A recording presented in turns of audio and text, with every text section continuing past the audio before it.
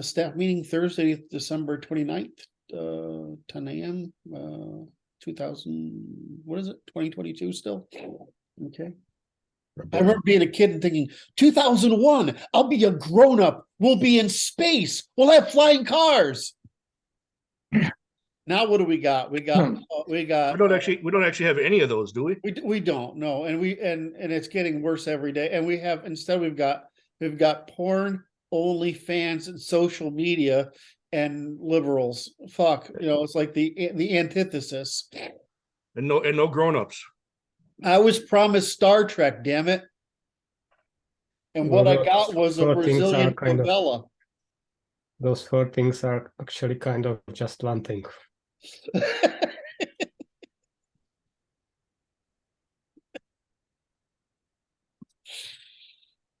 All right. Okay, where do we start here? We have so many things right now. Okay, so housekeeping.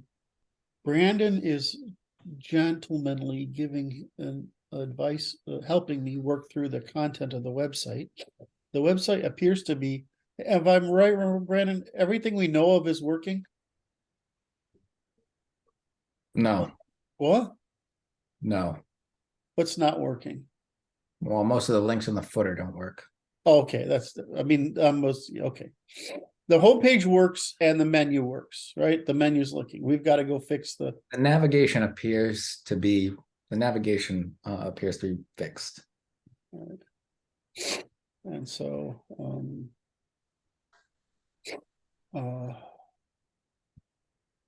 that one's got to go away. Do we have one of those? No, those aren't working because that's not involved. Is that available? Yes. Okay, so the education stuff is off. The email is right.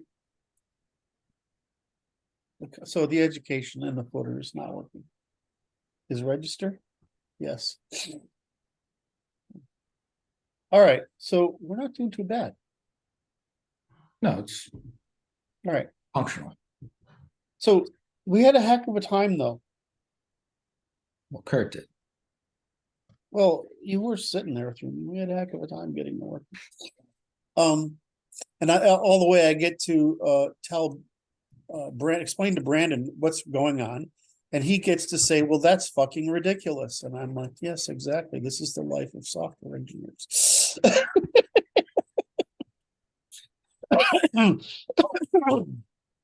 Look, I failed to explain the problem with pointers very well.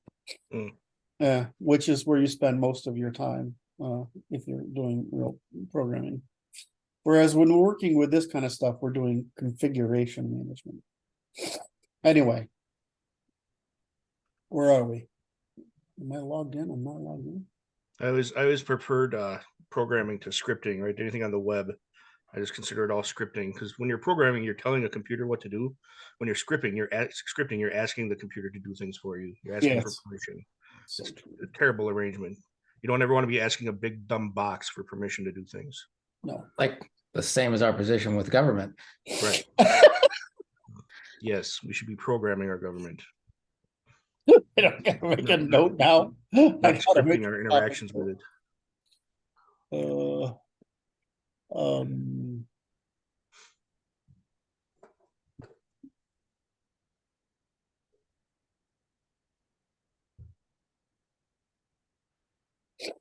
I'm going to talk about I want to talk about Luke and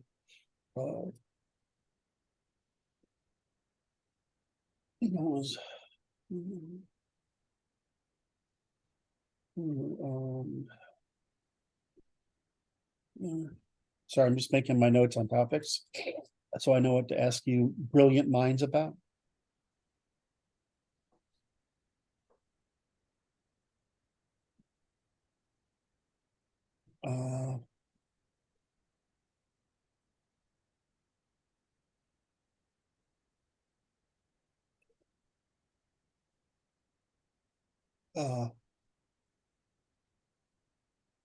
General enthusiasm.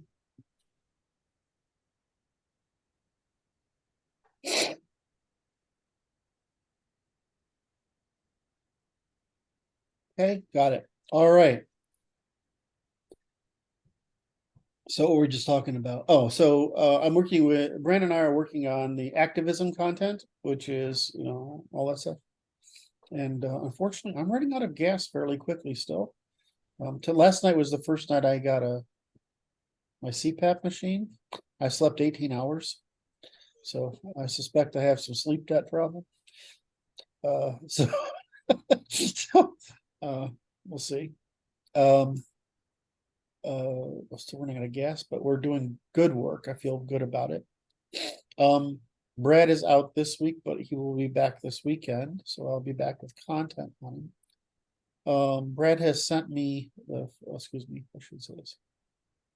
On another topic, we've received financing for Martin, but I haven't received the check for it yet. Apparently it's coming. I don't understand why I have to get a check, which involves some mailman and just going to the bank and whatever. I prefer a wire transfer, but apparently we're getting a check. God knows how this is gonna work out. But anyway, I should be getting that fairly shortly. And then we can start, and hopefully once this week is over, we can start working with Martin. So between those three threads, we should be able to be moving fairly quickly. Which is pretty exciting.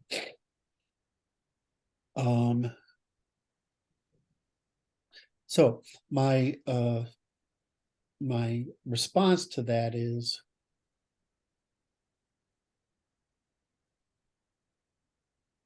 why is there so much enthusiasm of late? And I don't really understand. I mean, there's a lot of independence. People taking responsibility, people to wanting to do things to participate. What the fuck's going on? I have only one suspicion, and I want to reserve that till later in the conversation.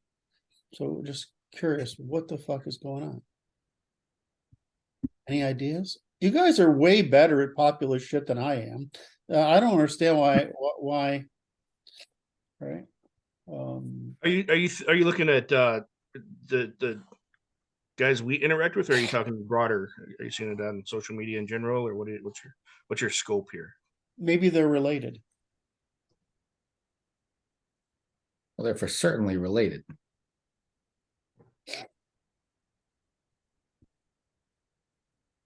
My opinion is that people in general on the right are less afraid than they were 6 months ago of retaliation. Because woke has sort of jumped the shark, or whatever you want to call it. I don't know what the right meaning of jump the shark is, but getting ahead of themselves is the only answer. Only thing I understand it to be. So I just find it really wonderful that that's the case.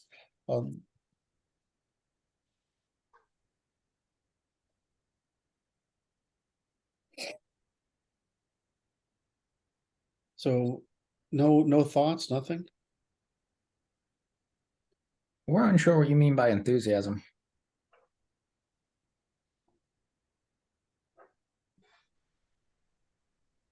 And like, how are you seeing it? I see it in pattern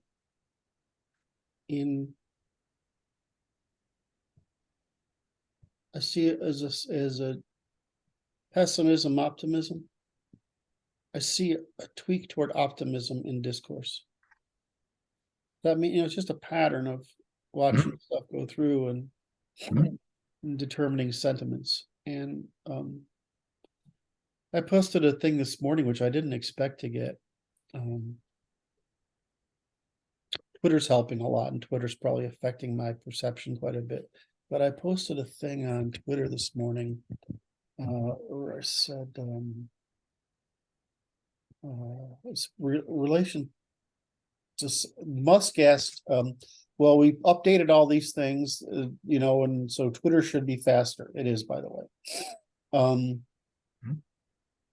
And so I said, somebody said, well, no, some journalist, and he's a Jewish journalist, came out with the usual no, it's still slow and buggy, which is absolutely false. And so I just said, well, sarcastically, something along the lines of, what was it? Was it tweeters and reply? Tweets and replies. That let's find a quote, or I can't, it's sort of pithy.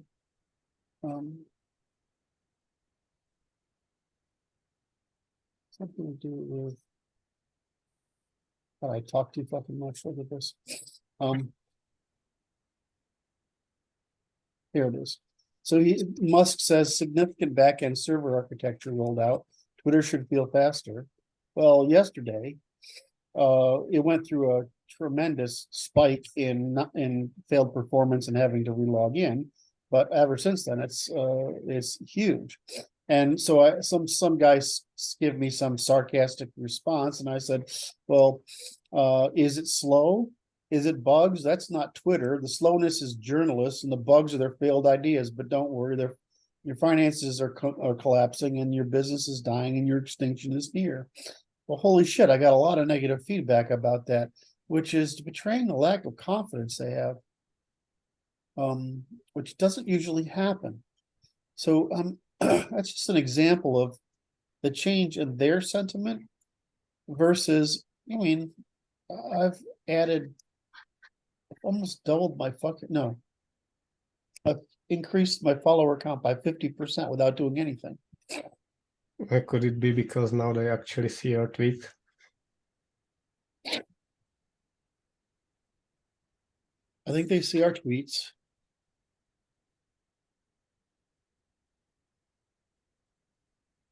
Well, self-censorship is a state of depression. Right.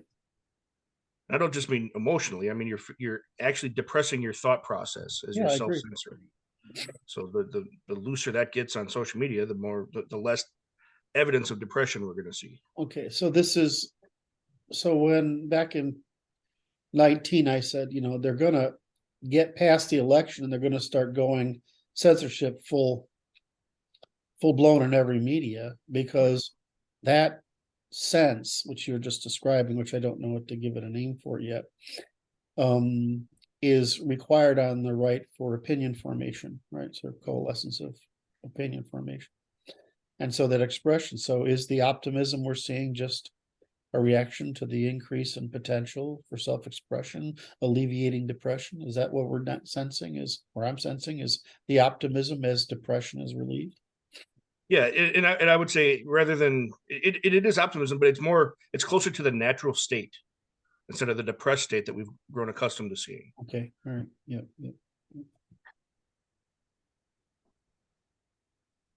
That would make sense.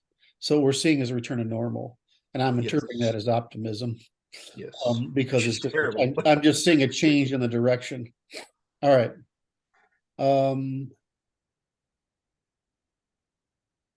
Is there? Are we in a less? In other words, it feels like Brandon's been saying all along they're going to end up at our position because they have to, right? Now, my feeling is that, well, the window is interesting because I feel less resistance over the past 6 months than I have in the past. Is that part of this of a shift? It's part of the loosening. I don't know. It's partly that we're just better at it. What's going on? I mean, complimenting you guys a lot, but I mean, look, you're fucking devastating now. No, really. You're not going to argue with Martin. You're not going to argue with Luke. You're not going to Brandon. You're going to argue with me. I mean, he's just, we got a bunch of other guys that, Martin and Brandon have a better grasp on than I do, for sure. I don't know you about Luke because I don't know what your participation level is in those things, but I keep seeing guys, they like throw out shit, and I'm like, it was unimaginable to me, unimaginable that other people could do this.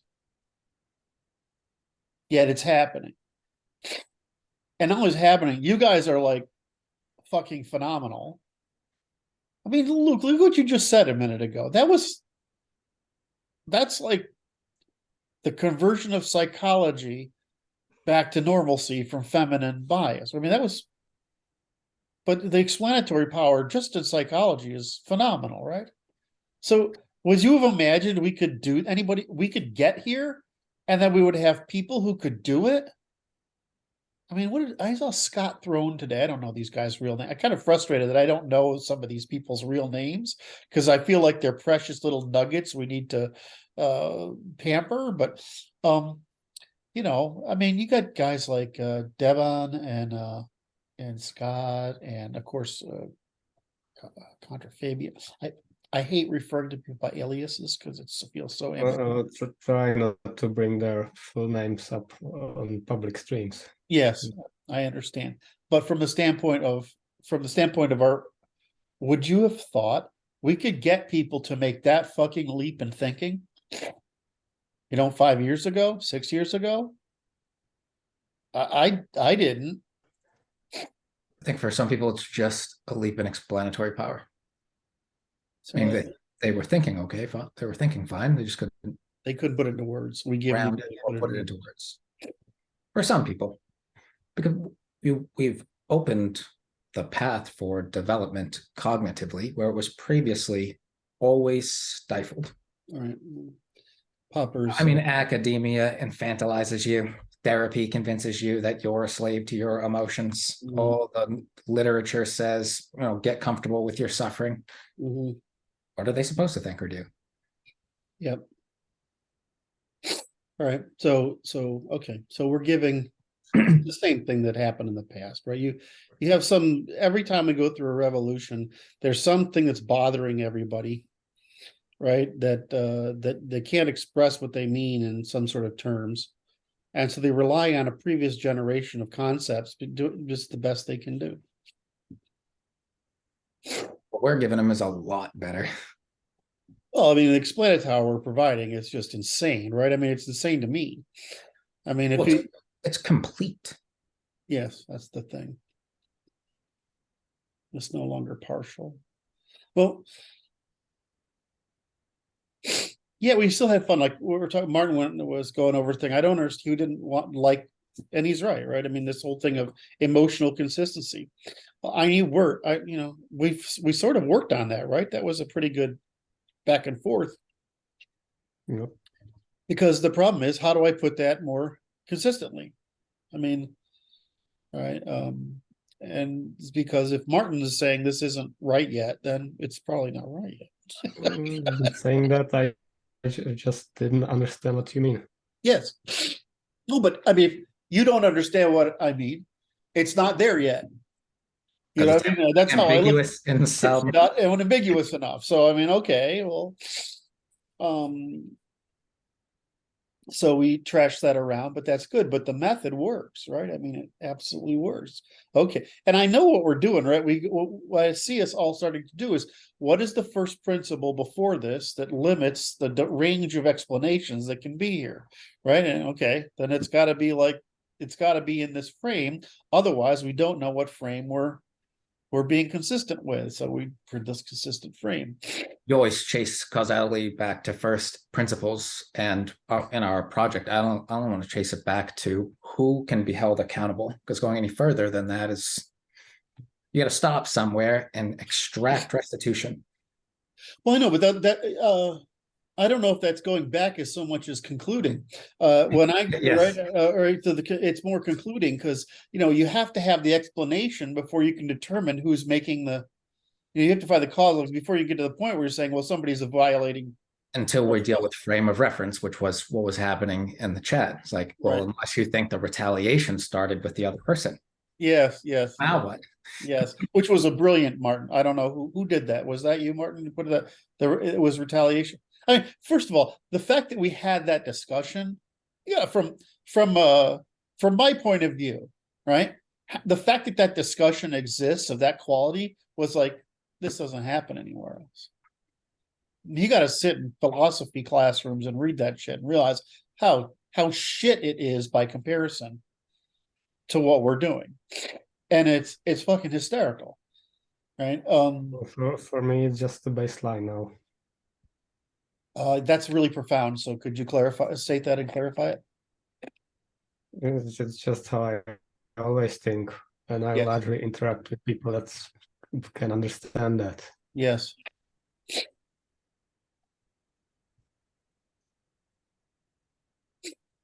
So on a scale of do the work, can we teach the work, or people can learn it? Okay, that's there. Codify the work and turn that work into activism. You know, we have a, you know, we're just progressing along this curve. And for at least for me, the emotionally rewarding part is that people are learning and applying and and adapting to the baseline, right, which is the universal system of measurement. And that part is extremely fulfilling to me. Now, the problem is now we've got to turn it into a production line. And that turns out to be a little challenging. Well, it all looked challenging until it wasn't. Yeah. Oh. There you go, being a goddamn philosopher again. It all looks challenging until you solve it. Every problem is unsurmountable until you understand it. We keep demonstrating the efficacy at which this methodology solves the problem. So, Yep. I don't know of anything we can't explain. I only know things that like we ran in today, where the bridge between truth, which is the construction, and meaning, which is one's existing framework, we haven't bridged enough of that framework, right? We can counter those things. Somebody said to me, somebody useful, it might have been even Maury, said something. Well, I mean, guys, you know, you all this talking you're doing as a group is still uncovering all these little communication issues. Mhm. And to me, I think that's what's happening a little bit, is that our hyper communication in these forums is bridging those gaps between truth or construction and meaning, which is establishing frames. And I think that's the whole thing, is now we're marginally close enough in explanation that we can get our explanations across. But what I find really interesting, which I don't know, maybe you guys can say, is Brandon said, well, it takes you a year to just get the first 5 things of reciprocity, right? I mean, right. I mean, The first few principles. I mean, yeah, you just struggle to pull all of them. Like first few months, you're trying to get them all. right. You can't even pull 5 criteria from the top of your head. You're It's right. hard to do. Not easy to do. But now, so how do you get, you know, then it's a journey to get to where certainly Martin was illustrating that it's just how you think. Well, to force you to use your attention the way your your mind works. I mean, your mind works to block things out. Yes. And we afford you the ability to go, well, I don't need to pay attention to that, Yeah. right? Because it's false or that is way more profound than almost anyone will understand from the mere utterance of the words. That's so true. I you have to go from strengthening a neural column, right, to parallel columns. Right? We're operating as parallel thinking units now, and as that grows, we'll be more formidable as a group. And we've done it with science, we've done it with empiricism, we've done it with philosophy, we did it with religion. It's not like we can't keep progressing the thing. And when we say we've done it with science, we mean physical science. But all we've done is said, hey, the fucking rule's the same because we're just an extension of the physical sciences. All right. So it's really fulfilling to see us get there, and it's fulfilling to me to be able to work with you guys on the content, right? Because I'm as you know, my health has not been cooperative, and I feel quite overworked. And despite the pressure that we have to complete it, yeah, so I'm thrilled. This falls into the discussion we had the other day, which again I should just keep my fucking mouth shut. Of let things happen. Just let them happen. That go the right way. Just let them happen. Don't be impatient. Don't try to help. It'll work out, right? I mean, so hard to just let things mature. So, the other day I said, do we need to have an international for, okay, gotta understand, I don't go into the Telegram groups unless somebody leaves me an @ sign. Right? You've been mentioned. Right? That's when I go in there. Then I go in there and I get interested and I say things I shouldn't say. Because, right, all I do is make it worse when Martin has control of it. So I go in there. All right. So the question, Martin pushed back and says, I don't think it's that bad in here in the Telegram group that we should prohibit the internationals. And I'm like, well, you know, I deal with Chinese, I deal with Persians, I deal with Turks, I deal with Egyptians. Right now, I seem to be getting a lot of Brazilians because of what's this other guy? He's so every one of those cultures has different amounts of truth before face or face before truth. And so we take it, it's like Westerners, especially Americans, we do our dirty laundry in public as a sign of pride and trustworthiness, right? Which every other civilization considers madness, right? Absurdity, rudeness, but it's an effect of our desire for hyper transparency. All right. So I look at this and I'm like, how many people would I lose if I sent them there and they got swamped by the mean boys? The problem is, I don't know if that still happens.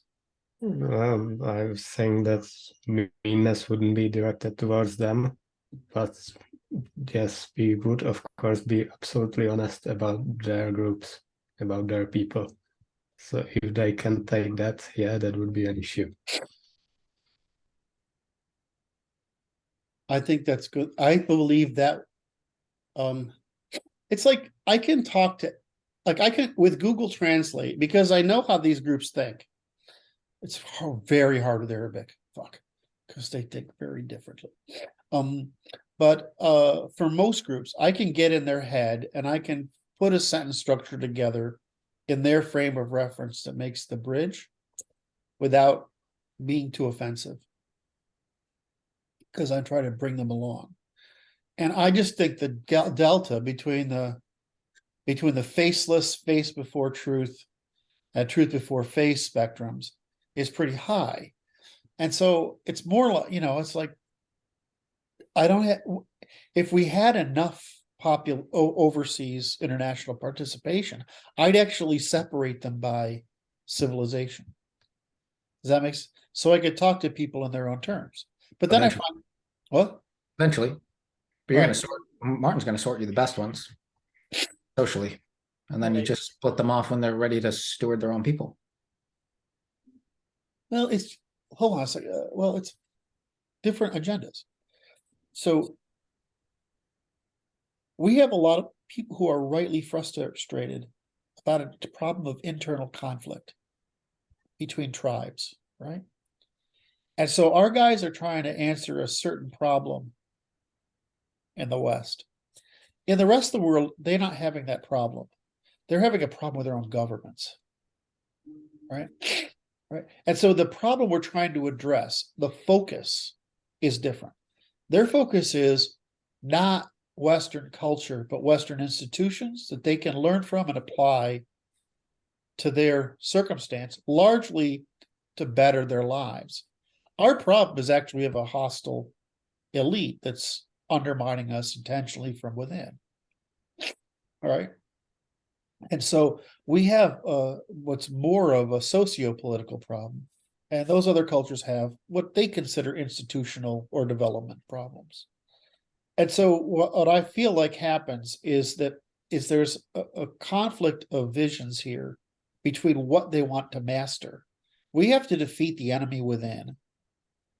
They have to organize the the civilization they're in for the next generations. And so when I see this, I'm like, I don't feel like we're helping when we talk about it in the Western frame. And for the Islamic frame, they have a bottom-up problem. And for the Chinese, they have a top-down problem. And so they ask different things. Like, truth seems to be universal across them, with India, the weird outlier. India has got a more pragmatic vision for some reason. Well, you wouldn't think so, but they do. So of the major civilizations we deal with, Africans are the easiest. They have the least accumulated stupid shit of any civilization, which you would think would be a disadvantage. But when you're trying to come from behind and you don't have to, you have to build afresh rather than rebuild anew, right? It's a different problem. So of the civilizations, you have these different problems that are, and for the Africans, their government is a fucking problem, and their culture. For the Chinese, their only problem is their government. For Islam, their problem is their culture, because they can't fix the government. It's because of their culture. So I just look at this and I'm like, this is a fucking, So how do we? I'm worried about creating this international thing that's from a Western point of view that has a different focus. And what I'm saying is, to the board, this is my job, right? I'm a CEO. Questions to the board. Say, I don't. My gut is that we should try to separate. We should explicitly state the differences of these. The law doesn't change, but they do have different initiatives. Right. The law is the same, but your interest is differently. So for here in the West, we have the Jewish liberal female problem. These other civilizations don't have that problem. No. Right? Correct. They just don't have it. Well, they think we're idiots. What? Say again, Martin? It's not their mind problem. It doesn't mean that it's not present at all. Correct. Well, so my problem that I want them to understand is that what they see, the bad they see coming from the West, is the Jewish problem, not the Western problem. Right? I mean, they're seeing the Semitization of the West, right, which is hedonism. We have to win here first. Well, America, we have to win here first and be imitative for everybody else, because we're the fastest. We can adapt to it the fastest. It actually it undermined us slower than other places. The woke, the diversity stuff, it actually hurt Europe worse. So we're resistant to it, and it's still hard to get rid of. Well, we're the only country that has the violent capacity to run it out. Everyone else has been pacified by their governments that you just stated are such a problem. That's partially why. Okay, so that's a great framing. I hadn't thought about using that framing. Also, orders of operations frame. Yeah. I agree with you, though. I see the same problem. There's a distinction between the framework and the application, and that's not always clear in our channels. Well, we can just put the introduction to our channels and say this group is for the Western civilization's crisis, which is this one. This group is for those civilizations who are facing a different problem. But the answer is truth is this truth, and reciprocity. Our reciprocity is universal. I think that declaration is what's necessary. And it doesn't mean you can't cross between these things, but understand each other's problems.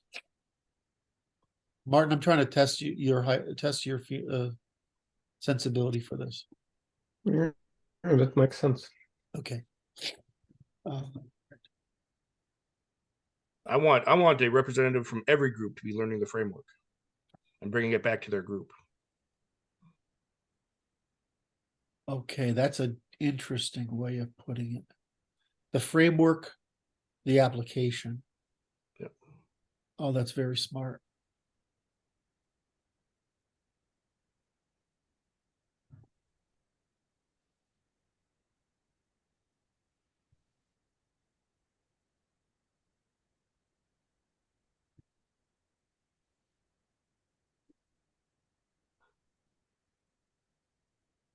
That's very smart. So we could actually separate it out that way.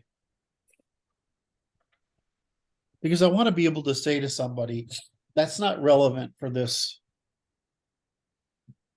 place, right?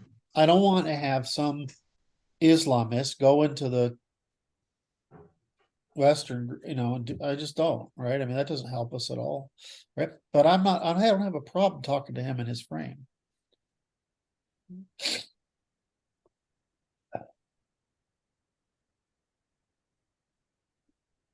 That's really smart.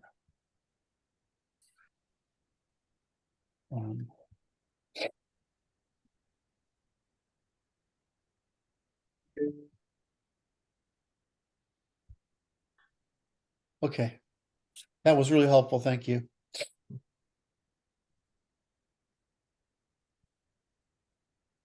I always think, Curt, you're probably really bossy with your board. I'm like, no, I don't assume I'm right. If I can't get consensus on the board, I don't know if I'm right.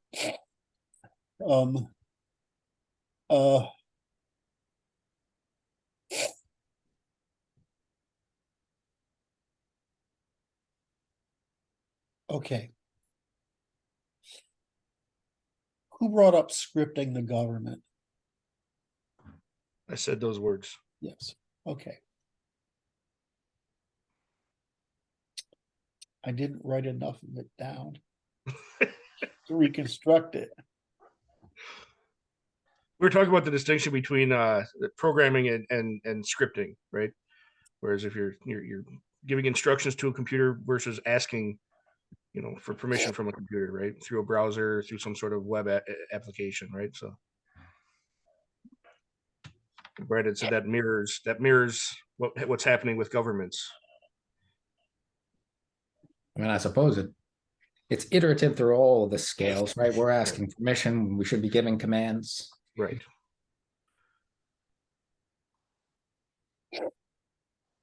Or at least asking forgiveness. The internet and all of its demands for our attention has conditioned us into each of us being our own browser instead of each of us being our own operating system.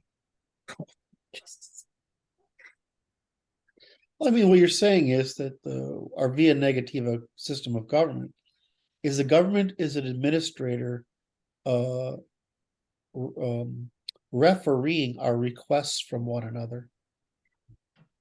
It is not a manager, it is not meant to be managerial in the Soviet sense, which it's become in the post-war era, thanks to Mr. Roosevelt, fucker, and Mr. Johnson, double fucker, Mr. Obama, triple fucker. Thanks to these idiots, we have the government you ask from, rather than the government that the people that facilitates the decision which the government acts on. My favorite little bit of news this week is that the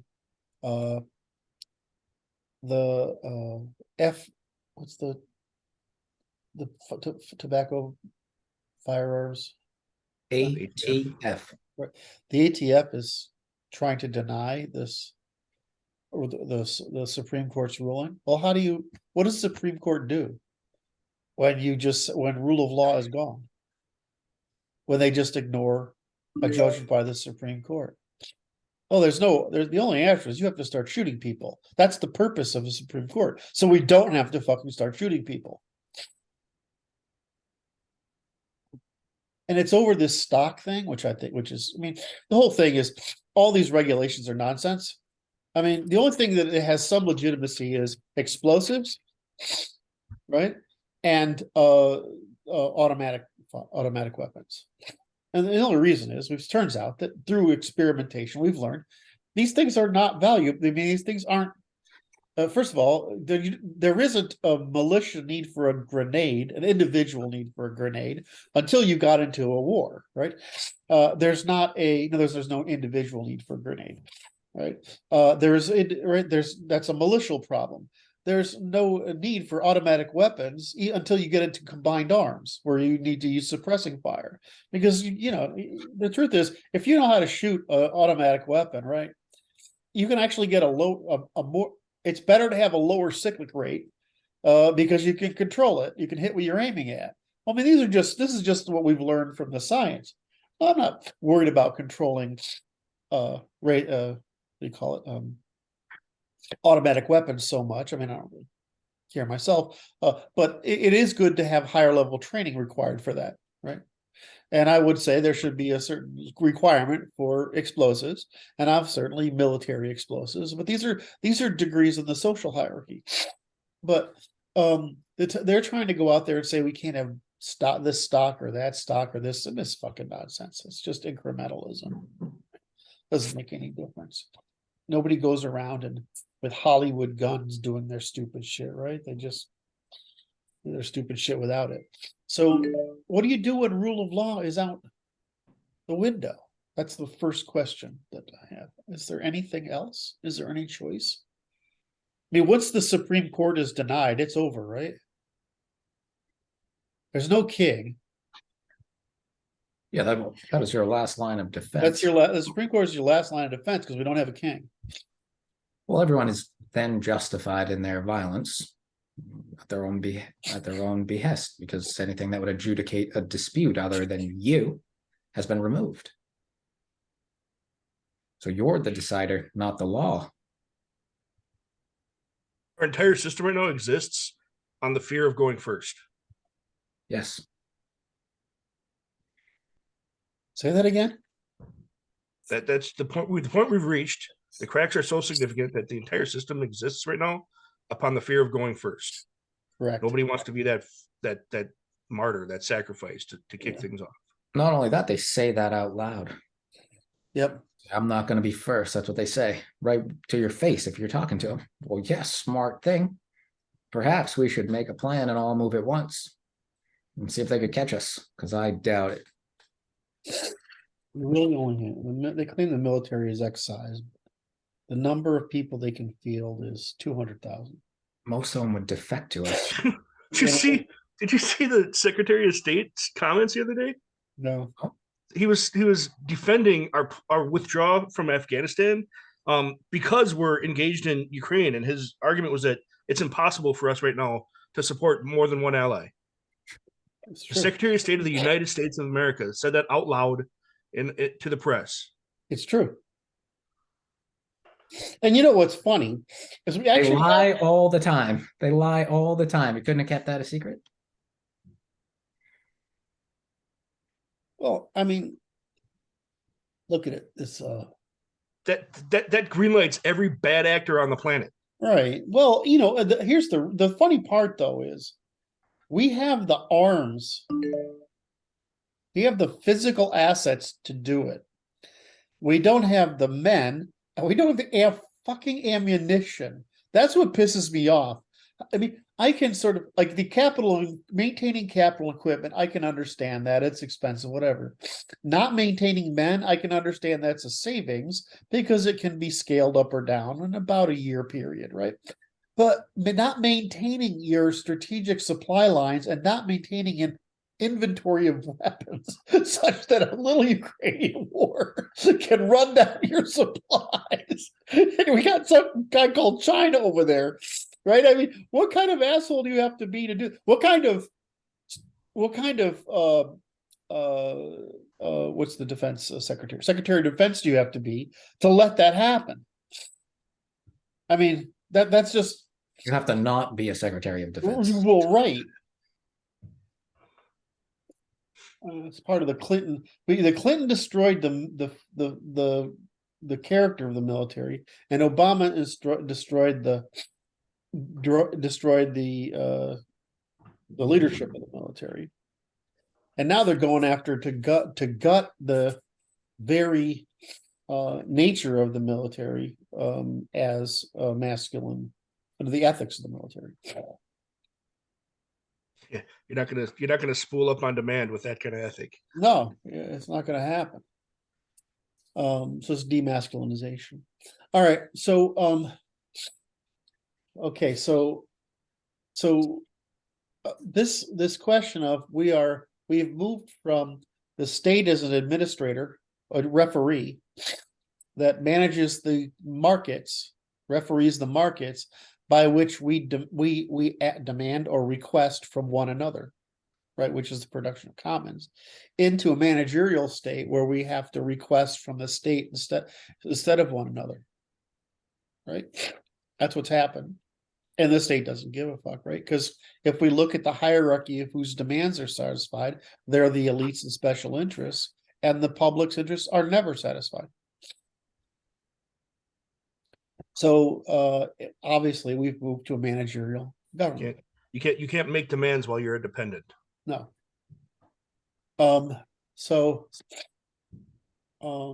This leads to an interesting question. So what we're requesting is this reconversion of a via positiva managerial government to a via negativa referee or administrative government, right? We're looking for that judicial, the return of the government as a judicial function, regulating the markets for cooperation across the spectrum, ensuring that they are markets and reciprocal. That's what we're trying to accomplish. Our group, right?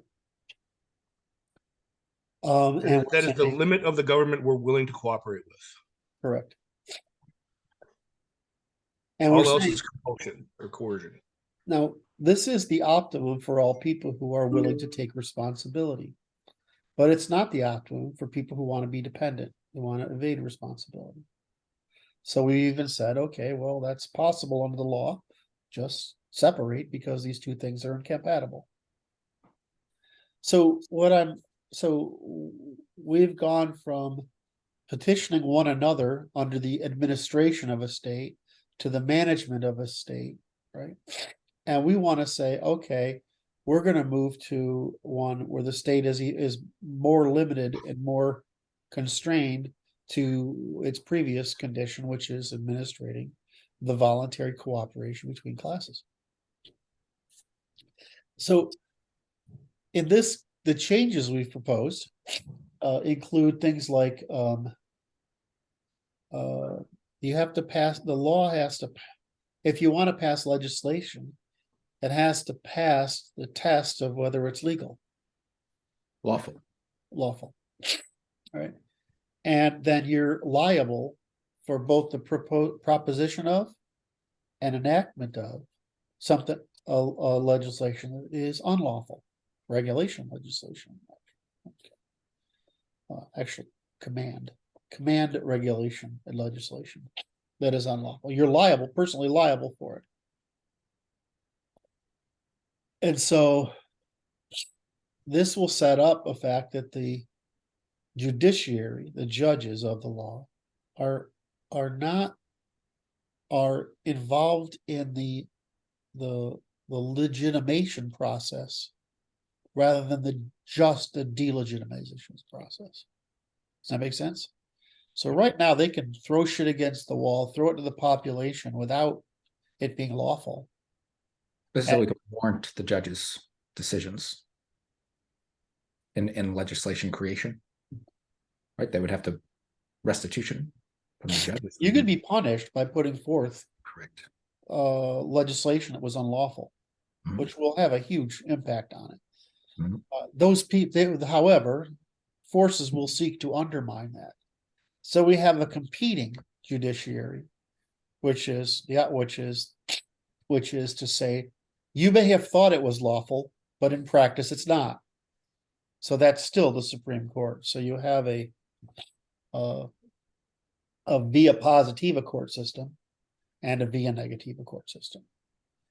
Now, what this does is it separates, I hope I can do this correctly. It separates it definitely creates a market for legislature again. Right? This definitely creates a market for legislation between the classes. And it definitely creates a market for dispute resolution of those contracts we call legislation. So, are you following, or am I doing a bad job? All right. So, my question is, how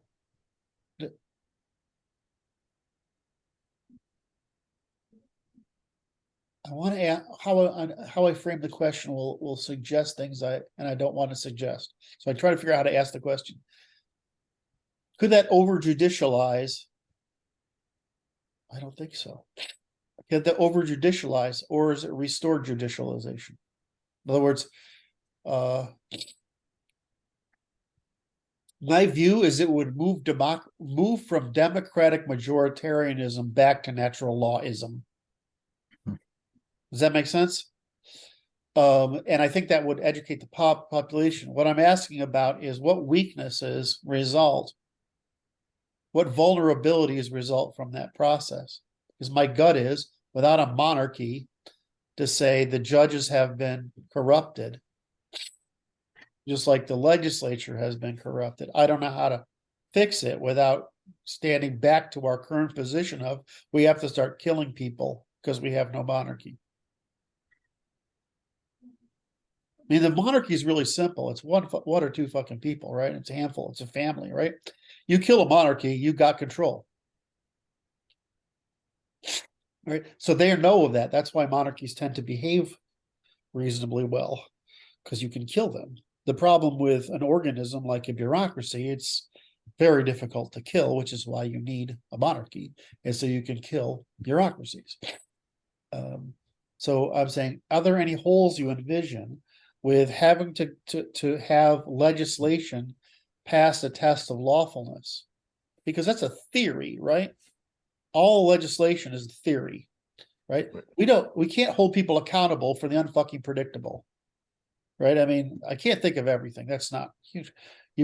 So we need a via negativa court for dispute resolution under those contracts, as well as the lawfulness of those contracts. Right? I mean, we seem to need both of those systems. Yes. Just like we need, we need a criminal court, we need a court of civil, we need an administrative court, and we need a court of appeals across them. We need a Supreme Court across them. It looks like we need a court of appeals, we need a court of lawfulness, and we need a Supreme Court. So it's administrative, lawful, and criminal and civil, right? Administrative, lawful, criminal, and civil, and then above those you need escalation to a Supreme Court. Does that make sense? Or do I need to draw pictures or whatever? It makes sense. When I look at it, when I don't get feedback, I feel like I'm not being understood. So, so in any event, that looks like that doesn't create a crisis to me. Because you have escalate. I mean, that's the problem. We have the continental law has administrative, so they have the ability to go against the state, whereas we've lost it. Right? This combination of law has lost our ability to sue the state for redress of grievances. We've lost our nobility. We've lost our aristocracy. We've lost our administrative court, which is the parliament. We've lost the parliament for that matter. Right? We've got a criminal court, a civil court. And we've pretty much lost the ability to conduct suits against the commons, which is state, which is administrative court. So it seems to be we need administrative and lawful, right? We need civil and criminal and civil, and what's the one I'm forgetting? Appeals. We need the appeals and the Supreme Court. And so I think if we have that, we've created an adversarial competition between the court systems, right? That can be resolved up at the top. All right. I think that's right. And if we treat the legislative system as one of trying to get something lawful through rather than something that's in other words, it's got to be majoritarian and lawful. rather than majoritarian, regardless of whether it's lawful. Because right now the Congress is self-regulating, and that's obviously failed. A lot of the failure comes in seeking consensus via false promise. Right. So you're rallying people to something that can't unfurl on their behalf, right? So making that go away makes most of the problems go away. It redirects people's energy too, because now you're not being gathered for your vote. Yep. It's a participation problem, meaning all your participation in the current political system is negative. Doesn't matter how you participate or what side you're on, you're feeding the bears of the circus. Yes. It doesn't work at all. There are clowns in this circus, and it turns out they're us. Honk honk. All your red noses are coming in the mail. Yeah. All right. Have we answered that question? I feel like I got my answer because I ran it by you. You seem to not shoot it full of holes. It makes sense to me. As I got my answer. It gives every dispute a place to go to be settled. That's so it completes the adjudication process. Whether or not people are thrilled with the settlements is the question then. Well, I mean, what we want people to do is switch from majority tyranny back to republicanism, which is the oligarchical, back to rule of law. Yes, which is the original. We're trying to get people to switch back to responsibility for trades, not for power, because we're creating power hierarchies the other way. We don't want to do that. We want to maintain distributed dictatorship of distributed dictatorship. Right? We want a federation of dictators we call men. Right? Yes, that's Eli's. That's Eli's. Yes. Okay. All right, so I've solved that one. Can I move on to the next question? And the problem of majority democracy, I think, is a separate problem. Okay, and let's talk about it. Let's cover it. We've stated on numerous occasions possible ways to reform democracy. Do you want to do them, or should I do them? Well, we have various houses, economic voting, concurrent democracy, probably all of these together. Yes, I think it's all of them together. Or it might not be universal. It might be some things are economic democracies, some things are representative, one vote, equal influence. And then we might add houses on top of it, and that's probably the right answer. In other words, we have to regulate a market, so it's actually a market. Right, and this search for oneness or simplicity seems to be whenever we seek simplicity, we say, well, it'll work out. It doesn't. So we need greater precision. I mean, I'd prefer economic democracy, but that gets into an issue of very wealthy people having so much influence.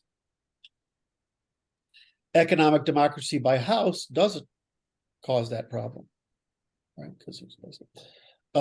Because you still have houses voting against houses, voting against houses. So local economic democracy seems really great because, if I was in Redmond, Washington, which is where Microsoft was, and they decided to vote themselves this multi-million-dollar glorious architectural horror for a new House of, what do you call it? House of Government, administration building next to the ungodly over-invested library, right?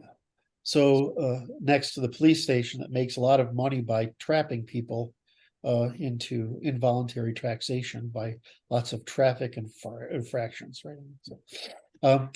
So if I were there, I wouldn't have voted for that investment, but I would have voted not for it. But I can't control it because of laundering and pooling. Whereas under economic democracy, we'd have things funded by specific initiative without pooling. And so I favored economic democracy because it creates the social debate, which creates the education that we want in the population. So it's this lack of transparency and the lack of individual accountability and responsibility that leads to the problem. Well, what arises under economic democracy, the same thing happens today, is you get people who don't want to know or can't understand all those things. And so they ask people to vote. And so those people are told to vote and they vote in blocks. Is that a problem? I'm not thinking that's a bug. I think it's a feature. So I don't see that problem with it. One family, one vote isn't a bad thing for a lot of policy decisions, right? Not necessarily spending decisions, but for neighborhood decisions, or it doesn't seem to be a problem.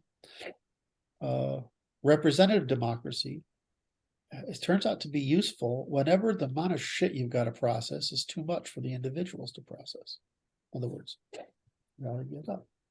Turns out though that the problem is how much economic power is necessary to buy the jury. So what we've done through history, being with our ancient ancestors, we've increased the size of the jury to reflect the inability of anybody to buy it. Right? So the same thing happens with our House of Representatives. Except now people are wealthy enough, or groups are wealthy enough, to buy it. So they get bought because of the cost of getting elected. Well, so how can we have to solve that problem? So Martin's basically saying the right thing, which is that it's getting very hard to tolerate positiva democracy instead of negativa democracy, which is I dissent, right? Or assent or dissent to a policy, all right? Not to a person, but to a policy, because it's too hard to buy everyone. Not that they won't fucking try. So it gets hard to legitimize democracy, representative democracy at all. It's just almost impossible. Houses, but not representative. And we don't need representatives anymore because we don't need to travel to Washington because we don't have telegraphs, telephones, videos, and computers, right? We don't need to go there. That just means that by representative, shrink the size of the jury that needs to be bought. So there's no case for representative democracy anymore that I can tell. There's a case for democratic assent and dissent for specific initiatives. That would make sense to me. And there's a case for economic voting for particular initiatives or not. In other words, that's basically just Kickstarter. Basically what? Economic voting is just Kickstarter. I heard Kickstarter. Kickstarter. Kickstarter, it's like a Kickstarter. Yes. No. Shit, that's brilliant. No, that is brilliant. Yeah. I would say that aside from the military and the judiciary, it's all opinion. The rest of it's just choices. So yeah, Kickstarter is the right model for economic democracy. And I think that we would have a much better population, much more suitable to participatory government if they had to make those fucking choices. Now, if I'm going to be in kindergarten, right? They're going to start teaching me the stuff I got to need to know. By the time I get into high school, I got to know certain things that are actually true. I need to know about certain things, right? So rather than be teaching this pseudo religion we have as ideology today, we'd have to teach that. So would people be incompetent? I'm asking that question. Would people be incompetent? Would some people be too incompetent to participate? Some of them certainly would be. It's always relative. It's always relative. The now. bottom always isn't. Sorry, Martin. Less so than now, obviously. So what's the relationship between those people who are incompetent and those people who have resource, who are actually pay sufficient taxes to have a vote. I think it's high correlation. In other words, those people don't have enough money to engage in participatory in economic voting. We want people to pursue participation because there's returns on that participation. That's what Yeah. citizenry should bring. When you start to pursue power, people pursue power now to skirt accountability. That's why they want power. So they're not held accountable for the things that they're stealing, essentially. Al, did you have to say that loud? Oh, yeah, but that's what's going on. So the pursuit of power is a perverse one because it's the criteria is not being accountable. When you pursue power, you are pursuing accountability. I will be held accountable for this if something goes wrong. Then nobody wants the position they shouldn't, because hard. I got this ingrained in my head when I was studying law. Power is defined as the capacity to alter the probability of outcomes. It has nothing to do with responsibility. So I would Yeah, say but we're gifting our polity the power to deny power. Now, how do you steward power forth? And correct, but I want to phrase that differently. sure, We are giving our polity power to deny power in order to limit people to the pursuit of responsibility, not power. That's how I would frame it. so that we can hold them accountable. We get to hold those people accountable if they do it wrong. That's what the militia is for. It's what the Second Amendment is for, accountability. For the fact that we learned through history, that's the only way you're sovereign. As Luke says, you start with the if you don't have the promise of violence, you're already dependent. But you can't say no. And you can't deny power. You can't even defend yourself. Wow, that was a great discussion. Thank you, Martin. So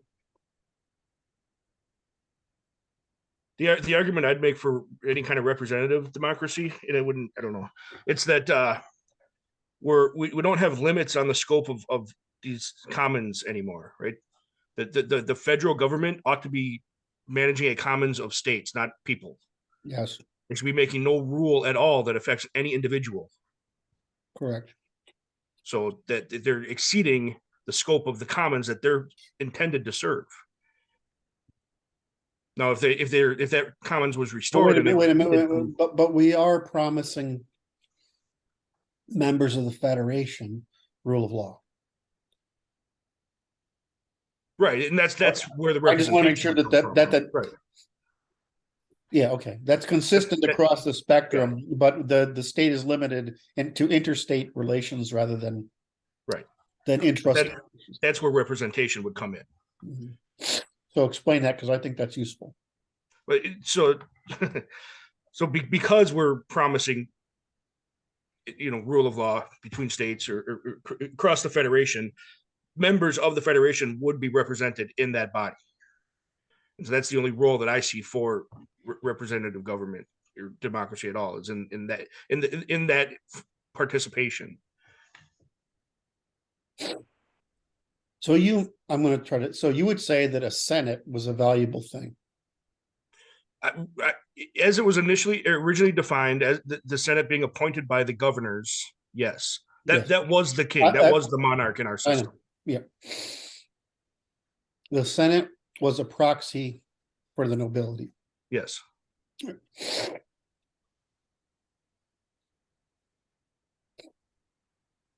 Yes. Okay. I'm totally on board with that. The way I proposed it is that there's no need for a sitting body in an age of communication, and a governor should be the representative of the state. Right. I'm testing that hypothesis to see if it's wrong. Can you think of a reason why the governor wouldn't be the right person? No. Unless the problem can be handled more locally, right? Even governors should have limits on. Oh, of course, right. What they extend to, right? So this idea of we have to travel to get there is almost, in my mind, a moot point, because if you have to travel to get there, it's the wrong body to be handling whatever issue you're traveling for. Okay, that's beautiful. Say that again. That's beautiful. So you made the comment that, you know, that we no longer have the requirement for travel. Right? But with the law that the law structure of law that we're proposing, if you have to travel to get there in the first place, then you're traveling to the wrong body to handle or to Yes. resolve whatever issue is in play. Beautiful, elegant. Well, in either case, with any representative, the problem is that everyone only represents themselves. And you always have to make sure that they don't have any incentives to align with the interest of anyone else than the group they're supposed to represent, which is not the case now, obviously.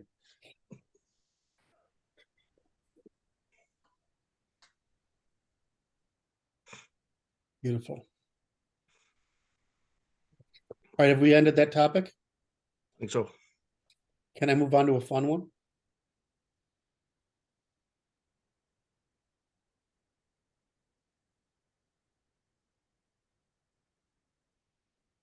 All right.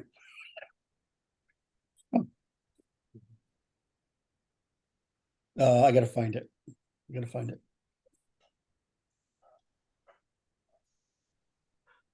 Brandon, how we doing on time? I know you have another commitment today. I'm okay. I'll be pulled away, so I'll leave you guys abruptly if it bumps Well, up. to it. I only have this topic and one other, and they're both short. No, I'm not pressing anyone. I can come back afterwards. I should only be about a half an hour, but Okay. I do have an obligation. Or is it? It's too funny to not have here.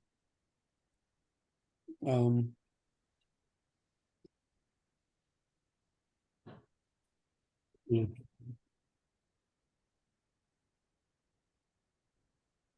Well, I was bringing up that, especially by usual contrast between the Western and Eastern social relations.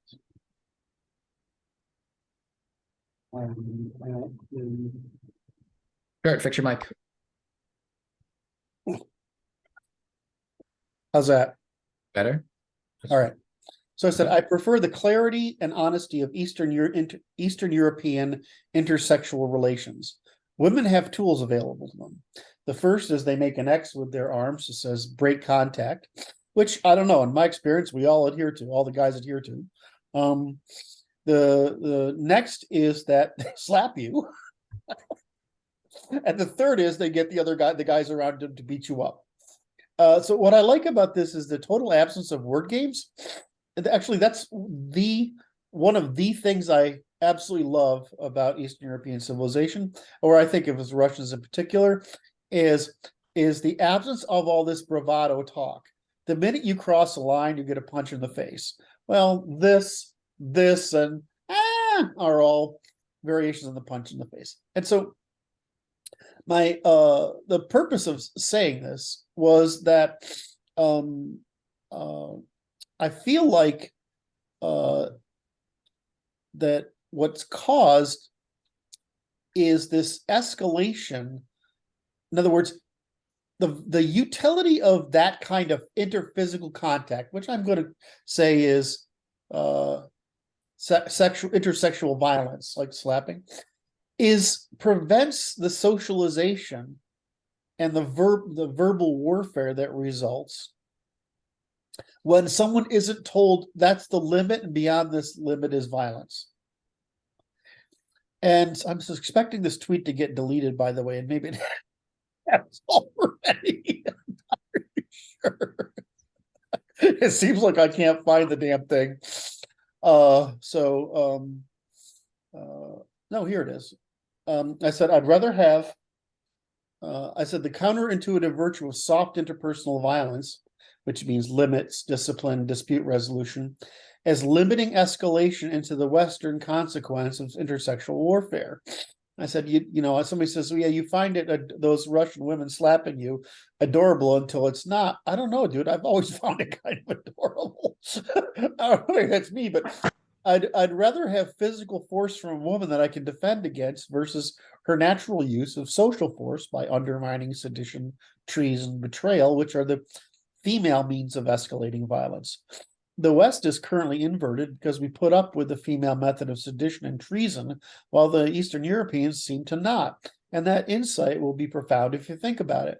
By preservation of physical dual, so to speak, or physical discipline, regardless of sex, we prevent the need for female or male escalation of internal conflict to the group, then to the society, then to the polity.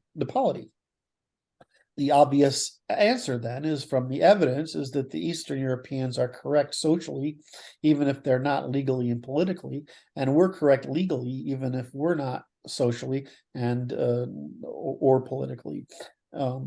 So if I look at the available choices, the return of the dual process, even between the sexes, seems to be a way of preventing escalation. And the antisocial behavior that results from not constraining antisocial behavior to down to the interpersonal level. In other words, not everyone being a sheriff. So I'm just curious if curious of your thoughts about that. Does the fact that every man is a sheriff, we discipline, or meaning every woman too, that we discipline each other within limits immediately and interpersonally, does that prevent the escalation of this bad behavior into the society and to politics? And I'm just seeing if you think about that. Yes. I knew what your answer would be. That's why I asked it. Yeah, it's generally a problem not allowing men to do things that make women respect them. Yes. So that was so beautiful. It is generally a problem of not letting men do the things that make women respect them. Yeah. Yes. What's the female equivalent? It's usually the same thing, right? There isn't an equivalent. Women are allowed to do whatever they want now. Yes. Right. So, Luke, can you explain why prohibiting interpersonal physical statement of limits beyond which antisocial behavior, whether undermining or violence, is open to escalation, or when that it might escalate into social or political ends? Can you sort of touch on anything that I know you can talk about this? I'm just curious if you want to. Yeah. So it's about limits, right? We're not communicating. We're not effectively communicating limits to each other. And that was one of the primary means of communicating limits. We're no longer afforded the opportunity to do that because of our loss of norms, right? We don't have a system of proportionality. We don't have any limits on our limit setting right now, and we've lost that because of our proximity to competing normative groups, right? Mm-hmm. We've got these divergent groups in close proximity that don't share the norms that limit that kind of communication, right? One group, they're going to punch you for a lot of reasons. Another group, they're going to punch you for very few reasons. And those groups are in close proximity to each other. So you can no longer use the norms of, if I do this, they're going to punch me, because it's not consistent across those groups in close proximity, right? So we've lost those norms. We've lost that ability to use that form of communication. And we'll not get it back until we start reasserting those norms. So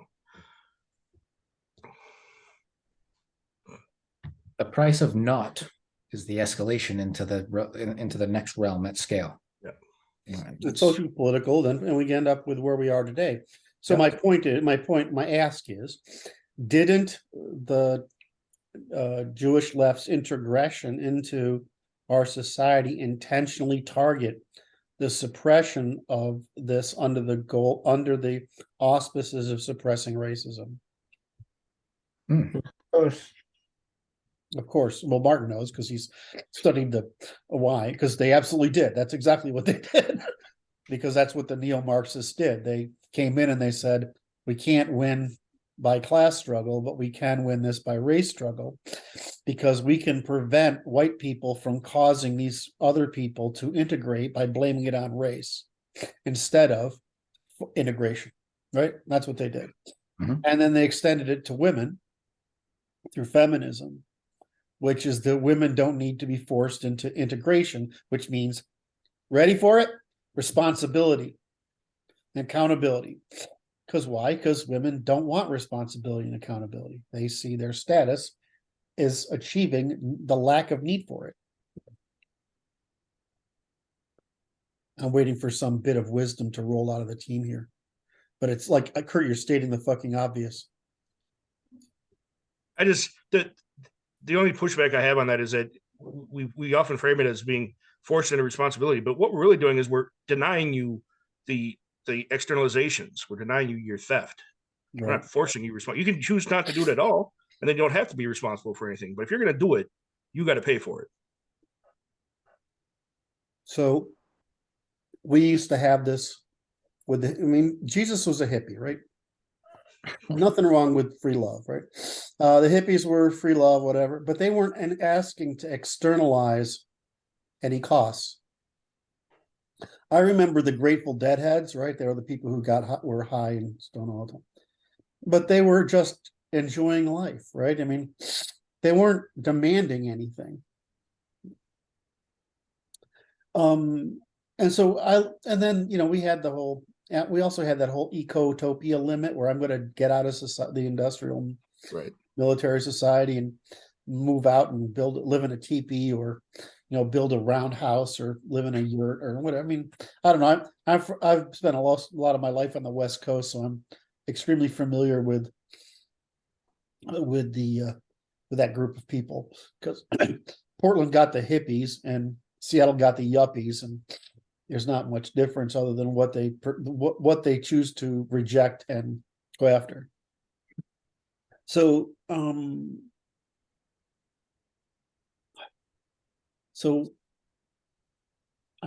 you're saying that I'm overstating the evasion of responsibility, and what you're talking about, I'm trying to frame it as you're saying responsibility for what? We don't care if you're just not irresponsible to the commons. Is that what we're saying? Well, they're using their attention. Evading responsibility affords you your time and attention to be, and they use it to hyper-consume instead of redistribute to children.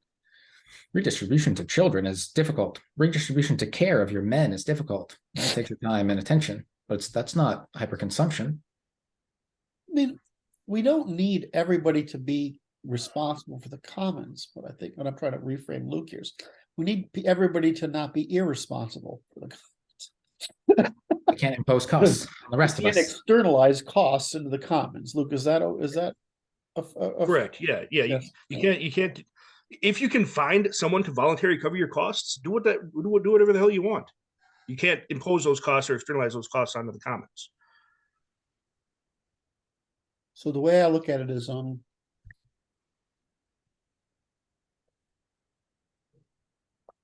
if what you're doing is a demonstration of non-aggression, which is what all the things I mentioned are.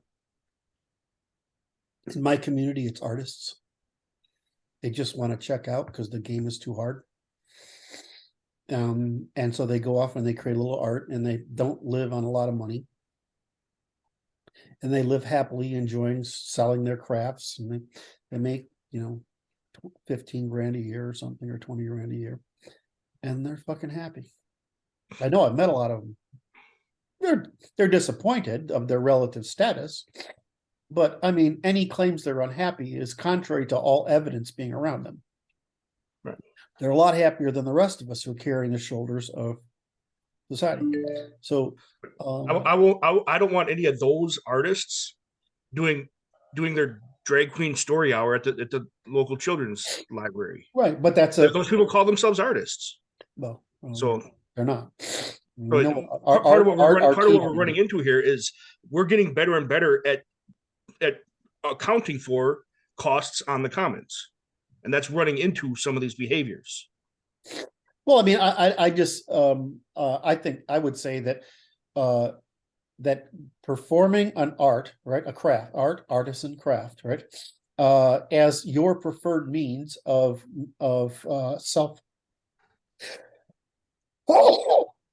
subsistence is different from evangelism, right, which is spreading or intending to include people in an ideology.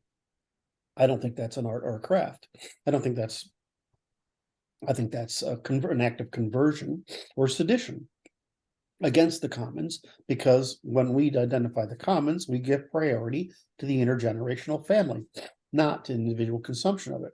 And you might say, I'm not able to carry the burden of the commons and the intergenerational family, but I'm not going to impose a cost on it.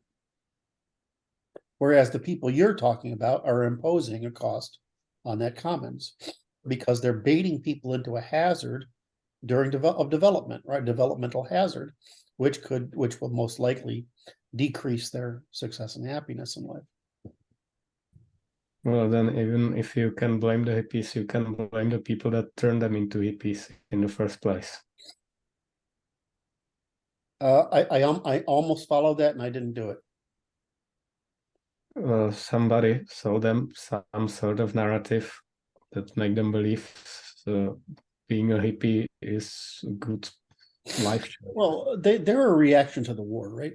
So we were having the Vietnam. We'd been through the Second World War, the Vietnam War, the Korean War, and then the Vietnam War. And what had happened during this time is we went from radio to television to recorded television to live news television recording that was focused on this, right? And so what happened is a lot of people said, hey, my parents came back from the war. My parents came back from the war.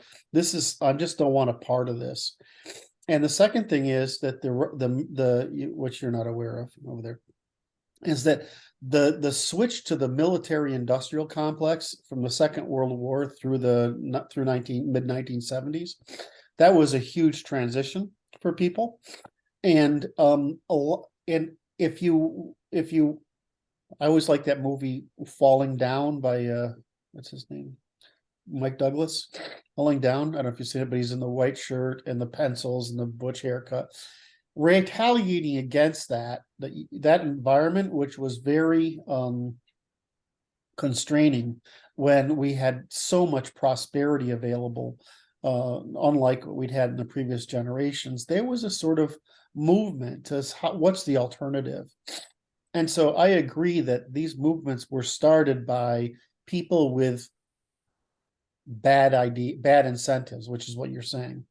But I'm not sure that people that went into them or the resulting movements that weren't communism, in other words, the basically aesthetic movements. I thought they were ridiculous, and most of us thought they were ridiculous, but they were a nice way for people who'd been peasants 2 generations before to find a way to sort of satisfy the stress of this ongoing set of wars that were, at this time on television. I mean, I remember being a kid, like, well, we've lost 42,000 guys in Vietnam War so far. And, and of course, the Jewish news was talking smack about it the whole time. So I don't necessarily see pacifist movements, which are essentially pseudo religions. I don't really see them as anything other than a healthy response to continued stress. And you might say, well, Curt, you're letting the camel's nose in the tent by saying that. I'm saying, well, maybe, but the resistance to that kind of environment over the course of your life will come out somehow. And I'm not sure a pacifist movement or an aesthetic movement, which is all these things are, the music movement, the whatever, these are all means of accommodating a stress that is fairly strong, which might come out in worse means. The worst means that came out was, you guys aren't old enough to remember, I don't think, but we were having fucking bombings every goddamn week. Were you even aware of that? Yeah. We had communist bombings in America every fucking week for years. So it'll come out another way. So I'm not sure that the what I think of as the Jesus hippie movement, peace, Nick, I don't want to play this fucking nasty game anymore movements are just a steam valve for what otherwise could turn into something even worse. So, I mean, that's probably my perspective. And yes, Martin, especially, you are right. I'm always overly optimistic and forgiving in these things, and you're probably right, but that's how I'm gonna explain it. I just gave you the fucking ball, right? I just handed you the Right. goddamn ball. Well, I mean, there were still problems emerging from it, like kids being born in that environment, born and raised. Yes.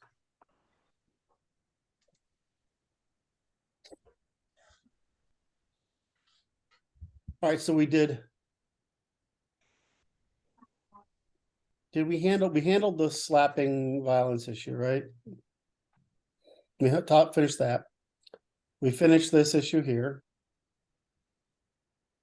We haven't talked about Luke, back to business.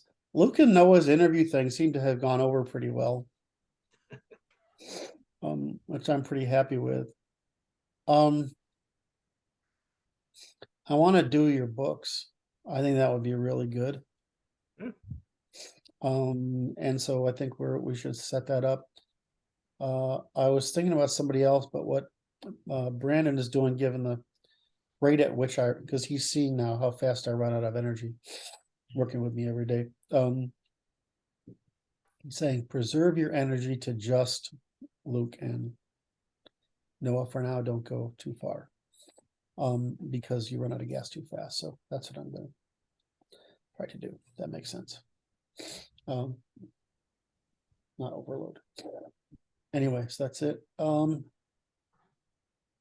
Okay, so Luke, did you get any positive feedback from people? Just what we saw in, like signal channels and stuff like that. I mean, we're not getting any back channel stuff from anyone. But.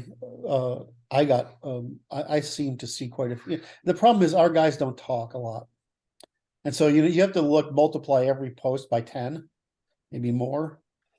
But I got it seemed to generate interest, so I want to keep that going. I think going through topic by topic would be really useful too. Yeah, absolutely. All right. So we've hit 2 hours and I've just run out of gas, which is perfect. Brandon went off to his meeting.